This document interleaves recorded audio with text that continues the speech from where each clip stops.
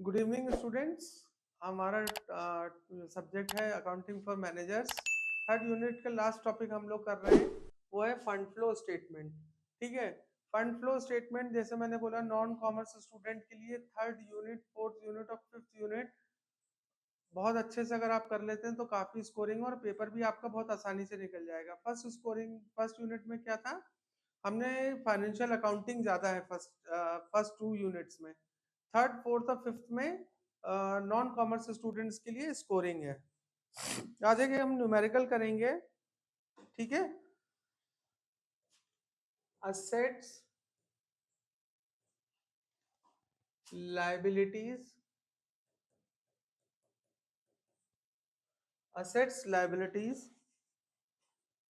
Land and building,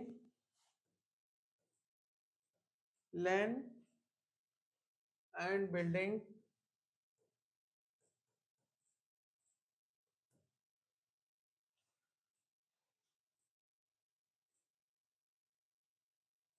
$50,000। अभी liabilities को अलग नोट करेंगे। ठीक है,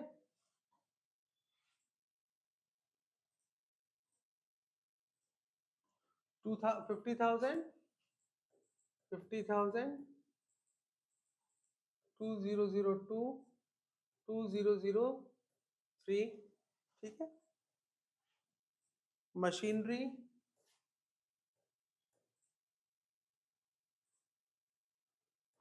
machinery 24,000, 34,000,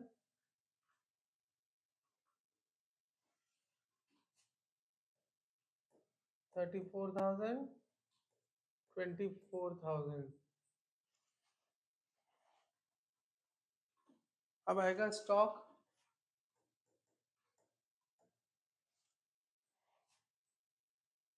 $9,000, $7,000,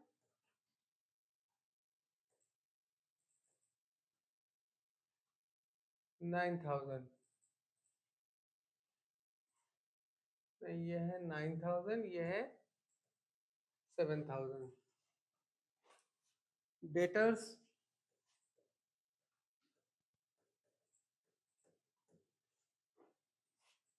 $16,500, 19,500,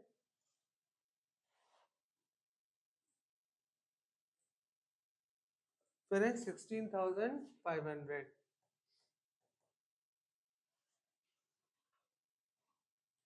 cash at bank, cash at bank,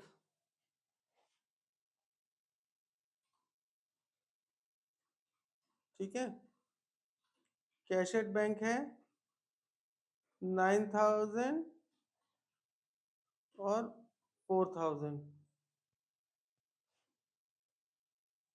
4,000,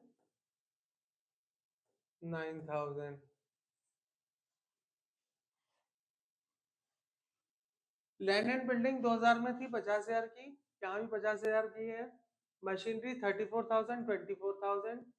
ठीक है, स्टॉक है 9,000, 7,000, डेटर्स है 19,000, 16,000, कैश एट बैंक है 4,000, 9,000। राइट, तो हमने क्या देखा कि लैंड एंड बिल्डिंग हम यहाँ पर क्या है, वर्किंग कैपिटल में इफेक्ट 0 आएगा। मशीनरी, मशीनरी 34,000 की थी, 24,000 की रह गई। ठीक है, मतलब हमारा कैश जो है वो बढ़ा, तो इसको भी हम नहीं ले बैलेंस शीट में करेंगे। अब ये जो करंट एसेट्स हमारे कौन कौन से हैं, स्टॉक, डेटर्स और कैश एट बैंक। ठीक है, करंट एसेट्स हमने क्या पढ़ा था कि current assets minus current liabilities is equal to working capital. हाँ, वर्किंग कैपिटल अगर हमको निकालनी है कि हमारे पास वर्किंग कैपिटल कितनी है, जिसके ऊपर हम पॉलिसीज बना सकते हैं। ठीक है, मैनेजरियल डिसीजंस ले सकते हैं। तो स्टॉक क्या हुआ है, स्टॉक 9,000 का था, 7,000 का रह गया, मतलब स्टॉक जो है वो हमारा 2,000 इंक्रीज और डिक्रीज, इंक्रीज और डिक्रीज। ठीक है, 9,000 का था स्टॉक, 7,000 का रह गया, तो हमारा क्या है, डिक्रीज हुआ स्टॉक। 2000 से। डेटर्स हमारे 19,500 के थे, 16,500 के रह गए। ठीक है, डेटर्स हमारे 19,500 के थे, 16,000 के रह गए। मतलब हमारे पास क्या है, सिर्फ बैलेंस कितने का बचा, 3000 का। जिनसे डेटर्स कौन है, जिनसे हमको उधारी लेनी है, हमने जिनको सामान बेचा हुआ है। कैश एट बैंक क्या हुआ, 4,000 था, 9,000 हो गया। मतलब हमारा कैश जो है वो 5,000 रुपए से इंक्रीज हुआ है। ठीक,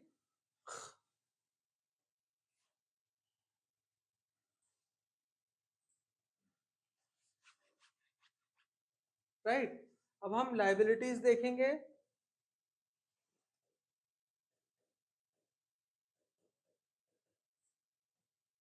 लाइबिलिटीज हमारी कौन कौन सी हैं, सिर्फ हमारे पास इसमें लाइबिलिटीज हैं, क्रेडिटर्स दिए हुए हैं 2002, 2003। तो क्रेडिटर्स मतलब जिनको जिनको हमें पैसा देना है। ठीक है, क्रेडिटर्स हमारे 2002 में थे 5,000 और क्रेडिटर्स अब रह गए हैं 9,000। 5,000 थे, 9,000 हो गए। तो ये क्या होगा, ये हमारा इंक्रीज हो गया 5,000 से। ठीक, सो हमने क्या देखा कि current assets minus current liabilities is equal to working capital. ठीक है, फंड फ्लो स्टेटमेंट बनाने का उद्देश्य ही, ऑब्जेक्टिव ये रहता है कि हम अपनी वर्किंग कैपिटल को देख सकें कि हमारी पास वर्किंग कैपिटल है कितनी। आज हमें नया टॉपिक, नई यूनिट स्टार्ट कर रहे हैं। नई यूनिट है हमारी, 5th यूनिट है management accounting.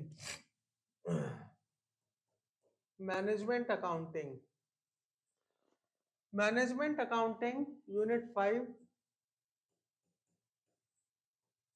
Management accounting, now what is management accounting. Management is an art of getting the people done by. Management क्या होता है basically, what is management, art of getting things done by other. ठीक है, management का मतलब होता है कि art of getting things done by others, हम दूसरे के द्वारा काम को कैसे निष्पादित करवा सकते हैं। तो एक मैनेजर का रोल मुख्यतः क्या होता है, जैसे आप एग्जाम इंटरव्यू के लिए भी जाओगे तो आपसे नॉर्मली पूछा जाएगा कि एमबीए इज फॉर मैनेजमेंट, आपने मैनेजमेंट में क्या पढ़ा है, मैनेजमेंट से आप क्या समझते हैं। तो management is a form of getting thing done by others. ठीक है, हम जब दूसरों के द्वारा कार्य को निष्पादित करते हैं in order to achieve the organisational organisational objectives. हम दूसरों के द्वारा काम किया करवाते हैं तो उससे क्या होता है कि जो ऑर्गेनाइजेशन के ऑब्जेक्टिव्स होते हैं उसकी पूर्ति होती है, क्योंकि जब ऑब्जेक्टिव्स ऑर्गेनाइजेशन के पूरे होंगे तभी हमारे ऑब्जेक्टिव्स पूरे हो पाएंगे। अब हमारे क्या ऑब्जेक्टिव्स होते हैं भाई, हमको ऑब्जेक्टिव क्या होता है, हमको अपनी सैलरी को अचीव करना होता है ना, और ऑर्गेनाइजेशन को टारगेट्स को अचीव करना होता है, बेसिकली टू अर्न प्रॉफिट्स, क्योंकि प्रॉफिट्स जब होंगे तो वही सैलरी में डिस्ट्रीब्यूट होंगे। ठीक है, management accounting is the collection, analysis, diagnosis and interpretation of a accounting information in such a way that help managers management. मतलब क्या होता है कि जैसे मुझे ये पता करना है कि मेरी लाइब्रेरी में कितनी बुक्स हैं। मुझे, मेरे पास कोई एक नया सप्लायर आया, उसने बोला कि sir I am from such and such publications और आप हमसे बुक्स को परचेज कीजिए। ठीक है, तो बुक्स को परचेज करने के लिए मैं क्या करूंगा, मैं अपनी लाइब्रेरी का क्या करवाऊंगा, ऑडिट, कि मैंने लास्ट 5 इयर्स में कितनी बुक्स खरीदी, उनके बिल्स क्या है, इनवॉइस क्या है, कितने सब्जेक्ट्स हैं, ठीक है, और टोटल कितने वॉल्यूम है, कितने स्टूडेंट एनरोल हैं,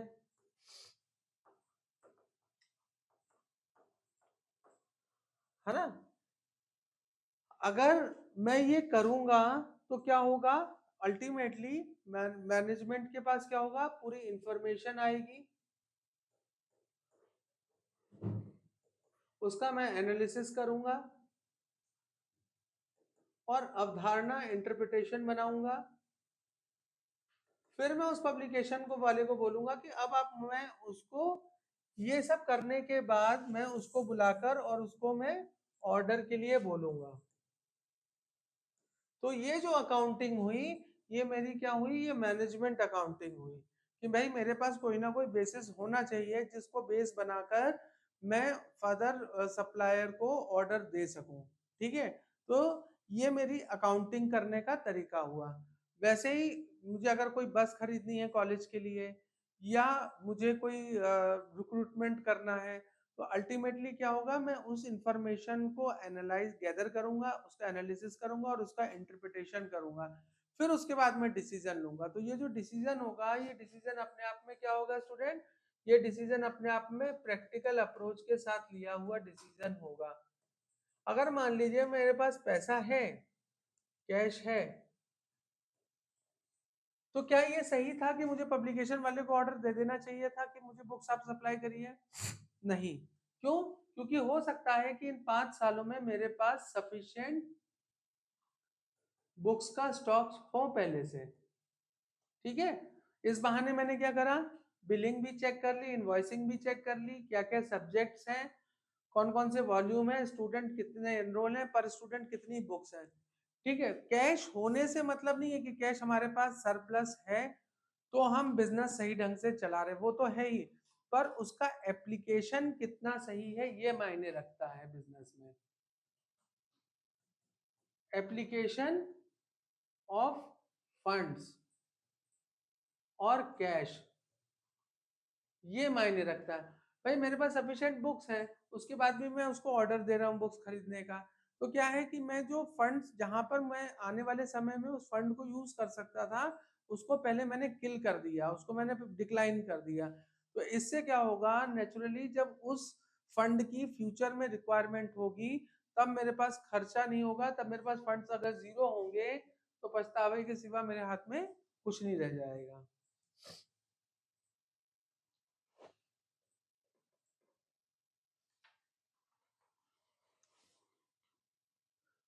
ये मैनेजमेंट अकाउंटिंग को हम कहते हैं प्रबंधकीय लेखांकन। Nature and characteristics of management accounting, nature and characteristics of management accounting, ठीक है। मैनेजमेंट अकाउंटिंग का एक चीज समझ लो बच्चों, मैनेजमेंट जैसे हम फाइनेंशियल अकाउंटिंग में क्या करते थे, फाइनेंशियल अकाउंटिंग में हर वो चीज को हम नोट डाउन करते थे जो कि फाइनेंस से रिलेटेड होती है, जो कि कैश ट्रांजैक्शंस होते हैं, ठीक है। मैनेजमेंट अकाउंटिंग की जाती है मैनेजमेंट की सहूलियतों को देखते हुए, ठीक है। हमारा ओनर, हमारा बॉस, या वो किस उद्देश्य को अचीव करना चाहता है, ठीक है। तो अब आप बोलोगे इसमें अकाउंटिंग कहाँ से हुई, बिल्कुल हुई, जो हमने एग्जांपल लाइब्रेरी का लिया, उसमें मैं जब बिल्स को देखूंगा, इनवॉइस को देखूंगा, तो अल्टीमेटली मैं क्या है, मेरे पास डेटर्स भी पता चल जाएंगे, मेरे पास क्रेडिटर्स भी पता चल जाएंगे, मुझे स्टॉक भी पता चल जाएगा, ओपनिंग स्टॉक, क्लोजिंग स्टॉक, सारी चीजें ठीक है। तो मैनेजमेंट अकाउंटिंग जो है वो चलती है ऑर्गेनाइजेशन की, संस्था की व्यक्तिगत आवश्यकताओं के अनुसार।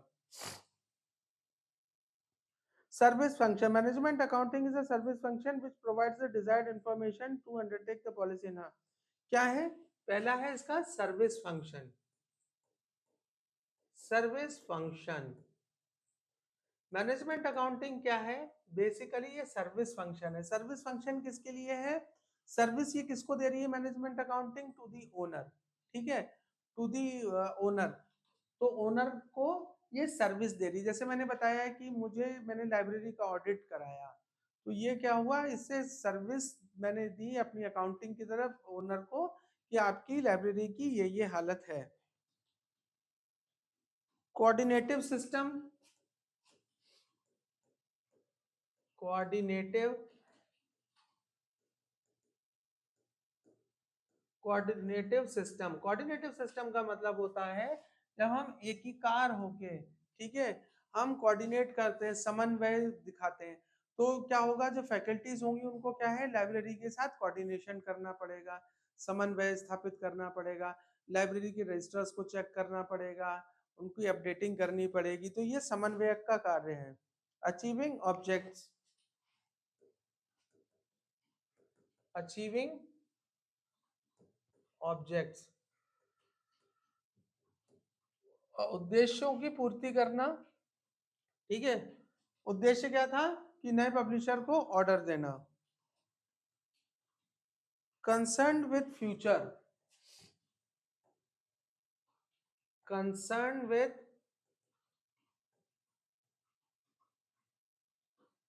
फ्यूचर, भविष्य में आने वाली आवश्यकताओं की पूर्ति हम मैनेजमेंट अकाउंटिंग के द्वारा कर सकते हैं।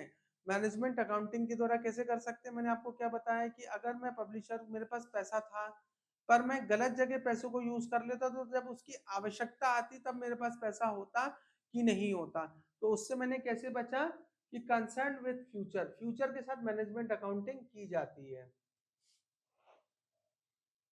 Selective in nature, selective in nature, selective है कि भाई ये मैनेजमेंट की रिक्वायरमेंट होगी कि किस चीज की मैं अकाउंटिंग करूं। वो हो सकता है बसेस में डलने वाले फ्यूल की अकाउंटिंग करवा ले, वो लाइब्रेरी की अकाउंटिंग करवा ले, ठीक है। सैलरीज कितनी बढ़ रही हैं वो उसकी, और किन स्टाफ की अकाउंटिंग करवा सकता है। Cause and effect analysis, cause and effect,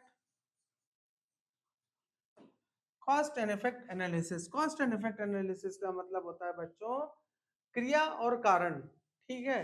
cause and effect, क्रिया एंड कारण। जैसे हमने न्यूटन का लॉ पढ़ा था ना 10th में, कि न्यूटन का लॉ क्या होता है, every action has equal and opposite reaction. तो हर क्रिया की सम या विपरीत प्रतिक्रिया होगी, कॉज और है तो उसका इफेक्ट भी कुछ ना कुछ होगा ही होगा।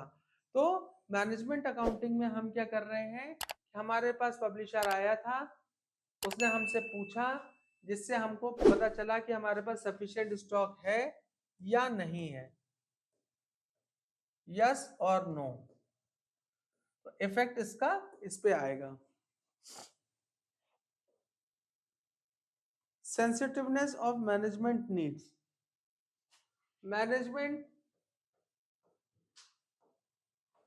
नीड्स, मैनेजमेंट की आवश्यकता है तो वो आपसे मैनेजमेंट अकाउंटिंग अपने हिसाब से किसी भी डिपार्टमेंट की अकाउंटिंग वो करवा सकता है।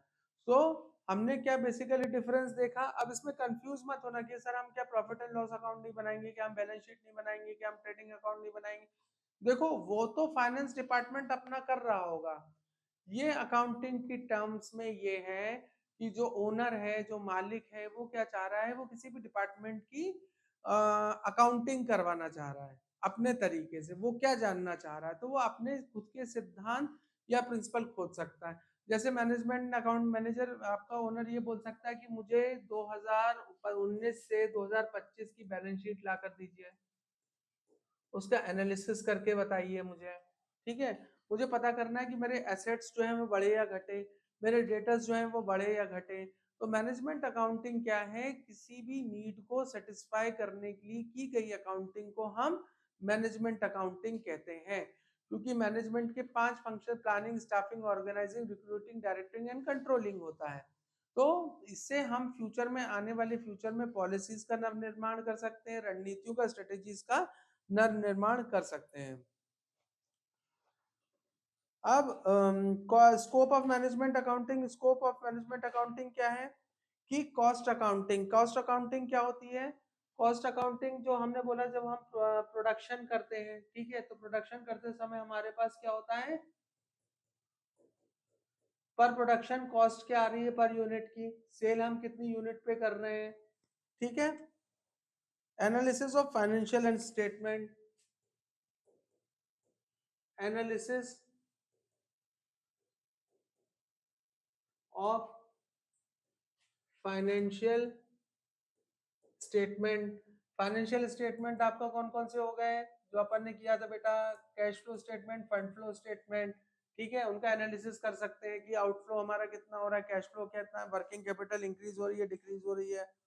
फिर आता है बजटरी कंट्रोल। बजटरी कंट्रोल, हम बजट बनाते हैं तो उसके ऊपर क्या करते हैं, हम कंट्रोलिंग करते हैं, ठीक है, कि हमने इतना बजट आपको दिया है, जैसे अभी फरवरी मंथ में हमारा क्या देश का बजट आने वाला है, तो बजटरी कंट्रोल से क्या होगा, हर डिपार्टमेंट को रिसोर्सेज अलोकेट किए जाएंगे, पिछले बार के रिजल्ट को इस बार के रिजल्ट से हम कंपेयर करेंगे। Inventory control, inventory control, now inventory control क्या होता है, इन्वेंट्री का मतलब होता है स्टॉक। जैसे मैंने आपसे बोला कि स्टॉक का ऑर्डर कब दोगे आप, जब आप पहले पूरा एनालिसिस कर लोगे, उसकी मैनेजमेंट अकाउंटिंग कर लोगे, डाटा कलेक्शन कर लोगे, इंफॉर्मेशन को कलेक्ट करके ही आप उसका ऑर्डर दोगे, तो इससे क्या होगा, आपकी इन्वेंट्री जो है विद इन दी कंट्रोल रहेगी, ओवर स्टॉकिंग नहीं होगी। मैनेजमेंट रिपोर्टिंग, मैनेजमेंट अकाउंटिंग करवाने के बाद क्या करता है, वो उसके ऊपर एक रिपोर्ट तैयार करता है कि हमारे अनुसार हमने कंपनी के ऑब्जेक्टिव्स को कितना अचीव किया, हम किस दिशा में हैं और नहीं है। टैक्स अकाउंटिंग, टैक्सेस की अकाउंटिंग भी हम मैनेजमेंट में कर सकते हैं कि 2020 से लेके 2025 के बीच में हमने कितना इनकम टैक्स पे करा या जीएसटी पे करा, ठीक है, तो ये मैनेजमेंट अकाउंटिंग का स्कोप है। Internal audit, internal audit, internal audit, basically management accounting क्या करती है, इंटरनल ऑडिट करती है। इंटरनल ऑडिट का मतलब ये होता है कि किसी भी संस्था की सेहत जानने के लिए उसके किसी भी एक डिपार्टमेंट को जब हम चेक एनालिसिस करते हैं तो उसको हम क्या बोलते हैं, ऑडिट बोलते हैं, ठीक है। वैसे तो ऑडिट एक अपने आप में संपूर्ण सब्जेक्ट है, अभी हमने आपको बताया ऑडिट का मतलब होता है सेल्फ चेक, चेक करना किसी चीज को, वो होता है ऑडिट। तो ऑडिट स्कोप है मैनेजमेंट अकाउंटिंग का ऑडिट करना। Statistical method, statistical method, statistical क्या होता है बेटा, स्टैटिस्टिकल का हिंदी मतलब होता है सांख्यिकी। सांख्यिकी सब लोगों ने 10th में पढ़ा होगा, स्टैटिस्टिक्स पढ़ा है, ठीक है। तो इससे मैंने मान लो अगर मैंने बोला कि मुझे सेल्स रिपोर्ट चाहिए, ठीक है, तो सेल्स रिपोर्ट मैंने मंगवाई कि 2022 से 2025 के बीच में सेल्स रेवेन्यू कितना आया, उसको मैं क्या करूंगा, उसको फिर मैं एवरेज पे मीन मीडियन मोड निकालकर, एवरेज निकालकर, रिग्रेशन, और आपको तो सिर्फ ये समझना है कि स्टैटिस्टिकल सांख्यिकी के रूप में हम उसको प्रस्तुत कर सकते हैं मैनेजमेंट अकाउंटिंग को। ठीक है स्टूडेंट, तो आज के लिए हमारा टॉपिक यही खत्म होता है, कल हम फिर मिलेंगे नए टॉपिक के साथ यूनिट 5। ठीक है, यूनिट